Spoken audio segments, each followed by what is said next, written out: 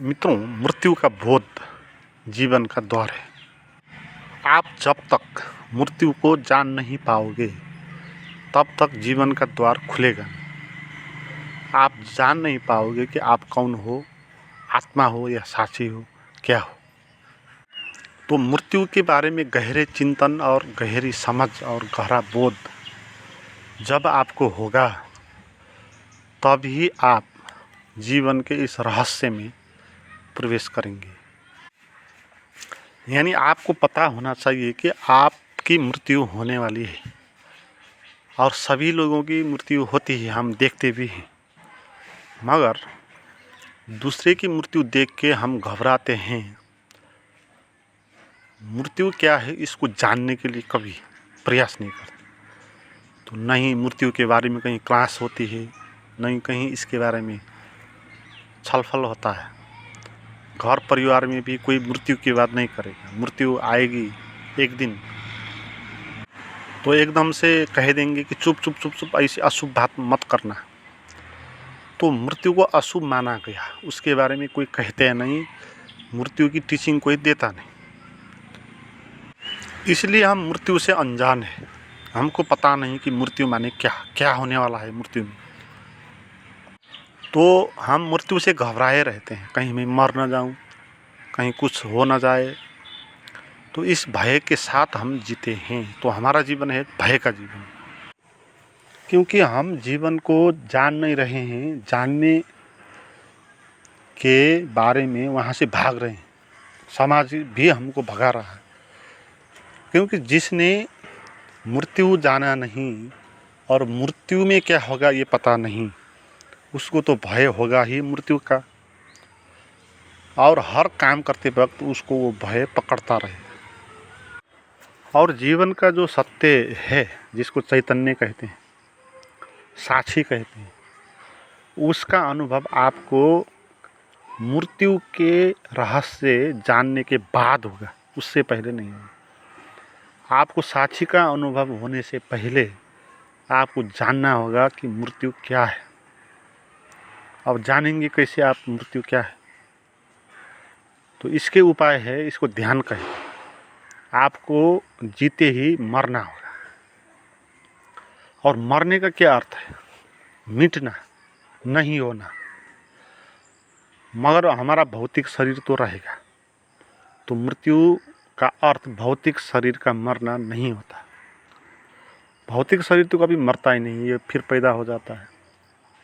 जो चीज़ फिर पैदा हो जाती है उसकी मृत्यु नहीं होती है, कहने नहीं चाहिए।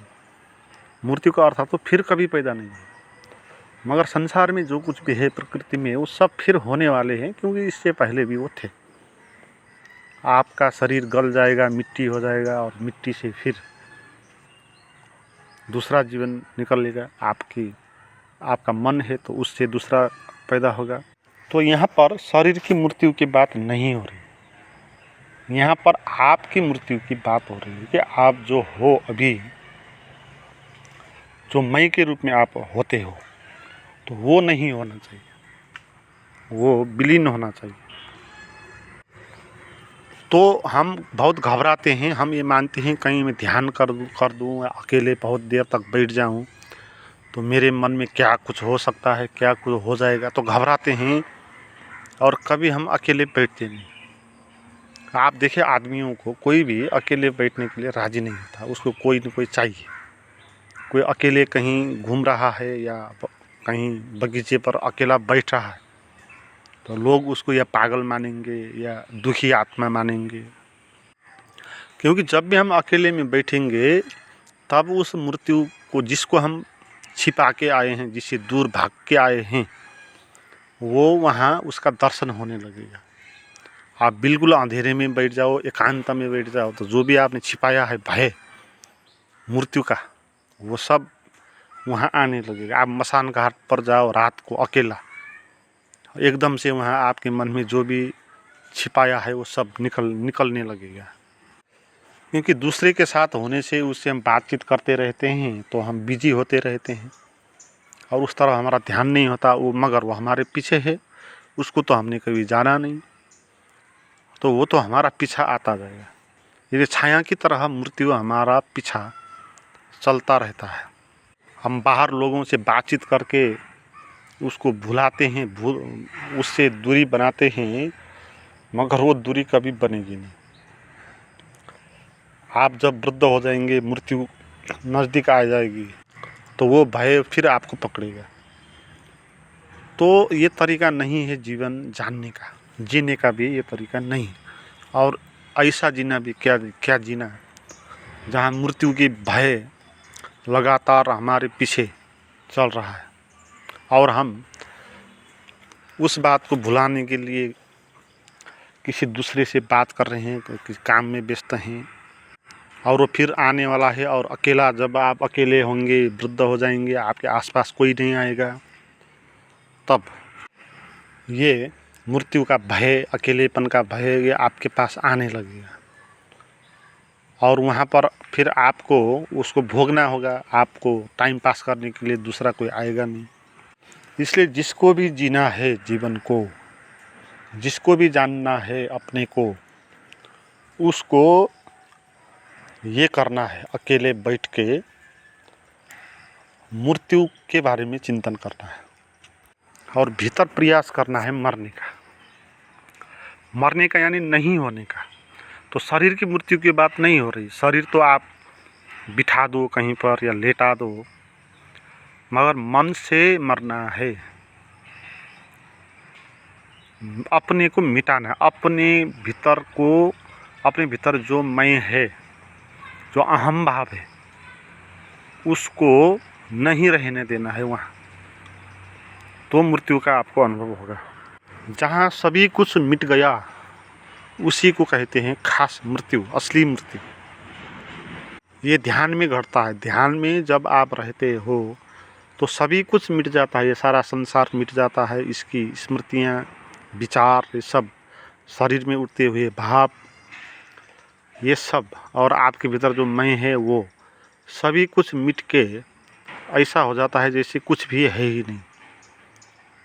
मगर आप एक आनंद हो, आप एक सत्य हो, तो इसका अनुभव आपको तो होगा। तो ये अनुभव जब आपको होगा तो आपकी मृत्यु हो गई। मृत्यु क्या है उसको जानने के लिए आपको मरना ही होगा, नहीं तो आप कैसे जानेंगे। जैसे जिसको जानना हो उसको तो लेबोरेटरी में रखना होगा ना, तभी आप उसका परीक्षण कर सकते हैं। तो मृत्यु क्या है इसको जानने के लिए आपको खुद को अकेले छोड़ के मन में ये भाव करना है कि जैसे कि आप हो नहीं, आप मर गए, आपकी मृत्यु हो गई। तो इस भाव में आपको रहना है। इस भाव में रहते रहते रहते आपके भीतर सभी कुछ मिटता जाएगा। क्योंकि आप मर गए तो संसार फिर आएगा नहीं। क्योंकि संसार तभी आता है जब आप जिंदा होते हो, आपका भविष्य होता है, तो संसार का भी अर्थ होता है। ऐसा आदमी जो मर रहा है, जिसको पता है वो कल मरने वाला है, तो ऑटोमेटिक उसको वैराग्य आएगा संसार के प्रति। संसार के प्रति जो आसक्ति है वो एकदम से छूट जाएगा। क्योंकि वो मरने वाला है तो उसको ले जा नहीं सकता। तो संसार के बारे में चिंतन मनन करके उसको कुछ फायदा होने वाला नहीं है ना। तो मृत्यु इसलिए सबसे बड़ी लर्निंग है। संसार से मुक्त होने के लिए सबसे बड़ी लर्निंग मृत्यु से होती है। मृत्यु सबका गुरु है। अगर मृत्यु न होता तो कोई भी आत्मज्ञान की तरफ आगे नहीं बढ़ता, कोई भी ध्यान की तरफ आगे नहीं बढ़ता, कोई भी जीवन को जानने की दिशा में आगे नहीं बढ़ता, कोई भी प्रेम को महत्व नहीं देता, भक्ति को महत्व नहीं देता, भगवान को कोई महत्व नहीं देता। ये तो मृत्यु ही है।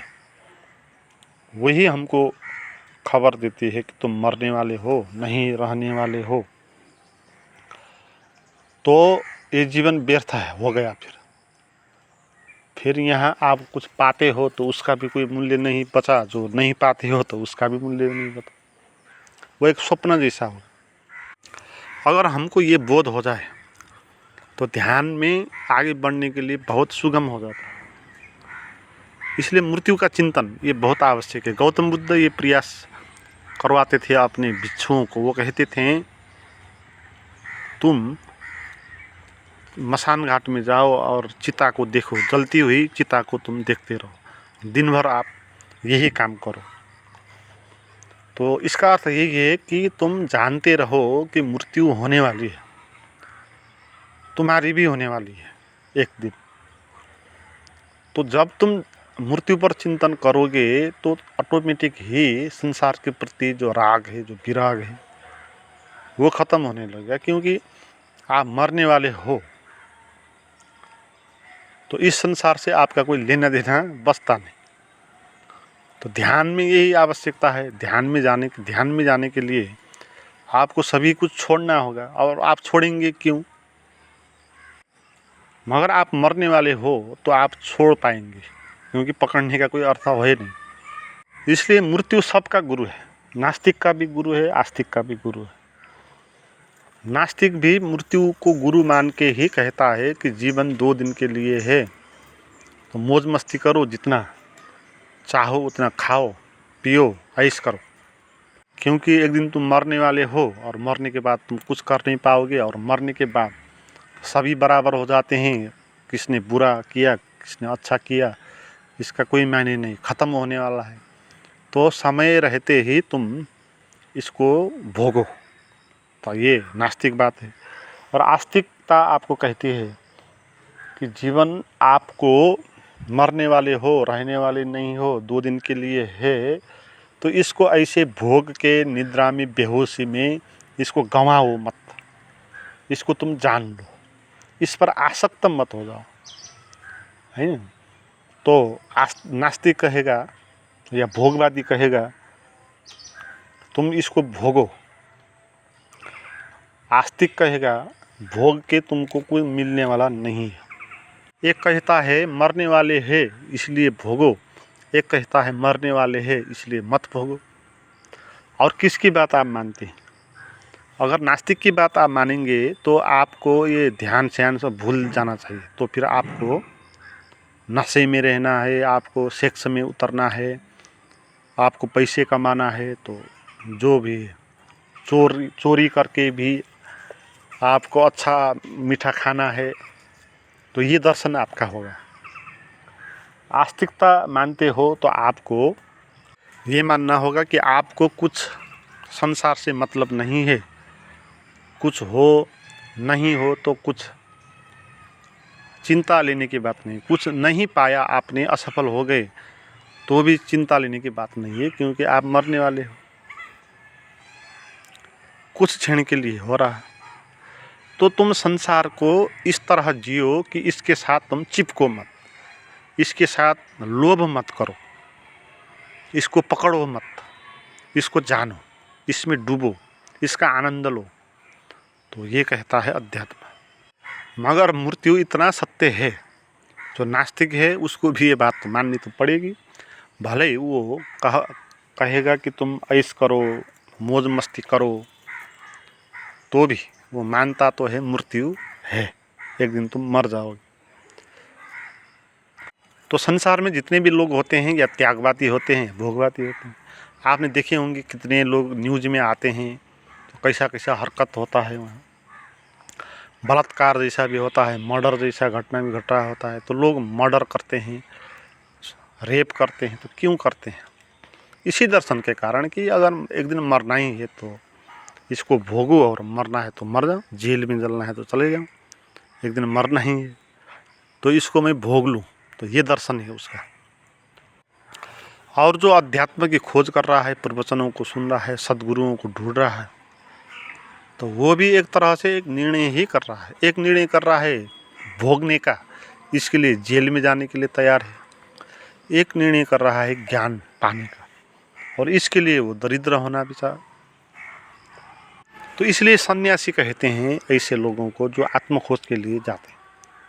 सन्यास का इतना ही अर्थ है, तुम्हारे पास जो भी है उस पर तुम आसक्त मत हो, उसको तुम छोड़ दो, मन से छोड़ दो, और आसक्त मत हो जाओ। तुम गरीब हो तो गरीबी ही रहो, कोई बात नहीं, धनी बनने का प्रयास मत करो। धनी हो तो धनी ही बनते रहो, जैसा हो तुम उसको स्वीकार करो, क्योंकि मरने ही वाले हो तो मायने नहीं रखता कि तुमने क्या पाया क्या नहीं पाया है। ये संन्यास सरल जीवन यापन है। मगर मृत्यु है सबका गुरु, तो मृत्यु को गुरु मान के अगर आप साधना करते हो तो आपको कोई गुरु की आवश्यकता नहीं। मृत्यु ही आपको सभी कुछ समझा देती है ना। गुरु को भी मृत्यु ने ही समझाया है। जो भी गुरु है अभी तक सभी का गुरु है मृत्यु। अगर मृत्यु नहीं होता तो बुद्ध नहीं होते। अगर गौतम बुद्ध ने मृत आदमी को नहीं देखा होगा और ये नहीं जाना होगा कि उसकी मृत्यु भी होने वाली है, तो बुद्ध घर बार त्यागने का निर्णय क्यों करते ही नहीं, आवश्यकता ही नहीं पड़ती। वो तो मृत्यु है तो उसने जाना कि एक दिन मरने ही वाले हैं, तो इस दरबार में बैठने का क्या फायदा। तो एकांत में बैठ के मैं जान लूँ मैं क्या हूँ, तो उस तरफ वो आगे बढ़े। तो मृत्यु ही उनका गुरु है। बाद में और गुरु हो सकते हैं। बहुत सारे संत सब कृष्णमूर्ति हो गए, ओशो हो गए, रमण महर्षि हो गए, ये सभी के गुरु है मृत्यु। क्या हुआ होगा, ओशो को मृत्यु का ही अनुभव हुआ होगा। उन्होंने जाना होगा कि एक दिन मरने वाले हैं, तो लाइफ उनकी चेंज हो गई बचपन से ही। जब से उन्होंने देखा होगा कि मृत्यु होती है, यहाँ मेरी भी होगी, तब से उनकी फिलोसॉफी ही बदल गई। जितने उम्र में उनने जाना होगा और उसमें गहरा अनुभव किया होगा, तो फिर ओशो असम्मित लगा होगा कि ये लोग क्या जीवन जी रहे हैं, कैसा कैसा लोभ है लोगों का, आकांक्षा है, भाग दौड़ मची रखी, लुछाचुणी है। रमण महर्षि हो गए, उनको भी बचपन में याद आया होगा मृत्यु की, ये बात ये देखी होगी कि सभी की मृत्यु होने वाली है, तो मैं भी मर जाऊं। तो फिर इस जीवन को जीने का, यहाँ बड़ा बड़ा पद हासिल करने का क्या फ़ायदा। शिक्षा दीक्षा लेके बड़े बनने का, तो पढ़ाई सड़ाई को छोड़ के वो गए पहाड़ पे और स्वयं की साधना करने लगे। तो सभी का गुरु है मृत्यु। अगर आप मृत्यु को चिंतन मनन करते हो तो आपको और गुरु आवश्यक है ही नहीं, क्योंकि गुरु यही तो सिखाता है ना आपको। गुरु यही सिखाता है कि तुम चीज़ों के प्रति आसक्त मत हो, थोड़ी दूरी बनाओ, क्योंकि वो क्षणिक है। तो गुरु से सुन के तुम ये बात जानते हो, मगर मृत्यु का चिंतन करते हो तो अपने आप ही जान लेते हो। आपको पता हो गया कि मेरी मृत्यु होने वाली है, तुम खुद ही आसक्ति को छोड़ दोगे, तुम खुद ही जान लोगे कि आसक्ति का कोई भी मीनिंग नहीं है। तो मृत्यु का चिंतन करते रहना है, ध्यान इसी को कहते हैं। और इस भाव में रहना चाहिए कि जैसे कि आप नहीं हो, आप मर गए। अपने को खड़ा करना नहीं है ना, क्योंकि आप मरने वाले हो तो खड़ा करके क्या फ़ायदा। अपने को बड़ा बना के भी क्या फ़ायदा, जितना भी बड़ा बनाओ तुम मरने वाले हो। जैसे कोई बकरी को बड़ा बनाता है काटने के लिए, तो बड़ा बनाने का क्या अर्थ फिर। उसको तो फिर अर्थ होगा क्योंकि उसको ज़्यादा पैसा मिलेगा, मगर जो चीज़ हमको काम नहीं लगती उसको बड़ा बनाने का कोई उद्देश्य नहीं। तो अपनी मैं को बड़ा करने का कोई अर्थ नहीं है, और जीवन में भी बड़ा होने का भी कोई अर्थ नहीं। जैसा है उसको वैसा रहने देना है।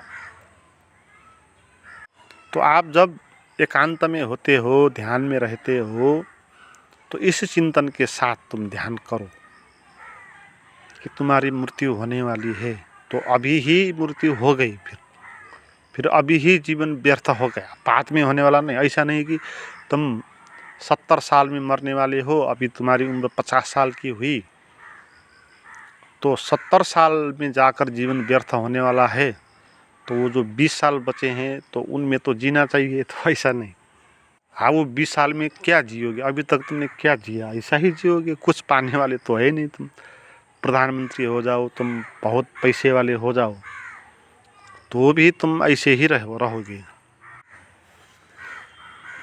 तो मृत्यु का चिंतन करते ही संसार के प्रति आसक्ति बंद हो जाएगी। आपके मन में विचार जो चलते हैं जिसको आप रोक नहीं पाते, प्रश्न पूछते हैं कि विचार बहुत चलते हैं, बारंबार एक ही विचार आता है, परेशान हो जाता है, तो तुम मृत्यु का चिंतन करो, तो ये सब विचार आना बंद हो जाएगा। तुम मरने वाले हो तो तुम विचार आ ही नहीं सकता वहाँ पर। विचार तो वहाँ आएगा जहाँ आप जीने वाले हो। तो विचार आपको कहेगा कि इस तरह जियो, ये करो, वो करो। इसलिए जो लोग सुसाइड करते हैं वो विचार शून्य हो जाते हैं। आपको ये बात सुन के अचंभित लगेगा, जो लोग सुसाइड करने वाले होते हैं उस क्षण में उनके भीतर विचार बंद हो जाता है। उन ध्यान को जानते नहीं वो, इसीलिए सुसाइड कर देते हैं। क्योंकि विचार किस चीज़ का हो, भविष्य का विचार कैसे हो, क्योंकि भविष्य वहाँ है ही नहीं, वो तो मरने वाला है। और भूतकाल का विचार का भी क्या मीनिंग? आप तो यहाँ से जाने वाले हो, तो यहीं रहेगा भविष्य आपका, भूतकाल जो भी है। तो गुरु आपका सबसे बड़ा मृत्यु आपका सबसे बड़ा गुरु हो गया। तो मृत्यु को आगे रख के तुम साधना करना शुरू करो। तो इसीलिए ओशो कहते हैं मैं मृत्यु सिखाता हूँ। तो अद्भुत शिक्षा है मित्रों। आज के लिए इतना ही। आप कुछ नए मित्र हैं तो इस तरह के कुछ प्राइवेट गाइडेड मेडिटेशन है जो आपको मृत्यु का अनुभव दिलाती है और आपको उस साक्षी परम चैतन्य का अनुभव भी कराती है। तो उस किस्म के प्राइवेट वीडियोस को आप चाहते हैं तो आप व्हाट्सएप पर चैट कर सकते हो। उसका नंबर और लिंक डिस्क्रिप्शन में दिया हुआ है।